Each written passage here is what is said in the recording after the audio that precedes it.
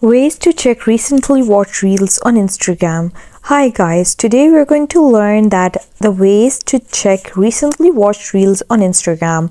So first open the Instagram app, and the only way to do so is that you do not close your Instagram completely, and then you can just drag up or down and you can see the reels that you have watched recently.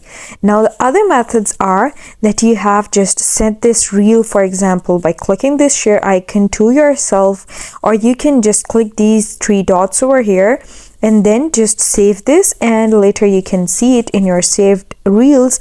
Or you can just like, comment, or you can just do this like over here, or you can just comment on it and then click this menu icon on the bottom right corner, and here you have to click these three lines on the top right corner and choose your activity in this menu.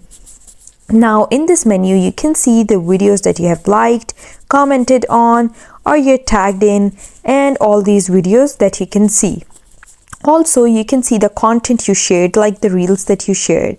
If you have shared the reel with your friend or yourself, you'll find it over here in the reels section, and that's the process that you can follow to do so. I hope you found the process easy and liked my video, and if you did, please don't forget to like and subscribe my channel. Thank you very much. See you again.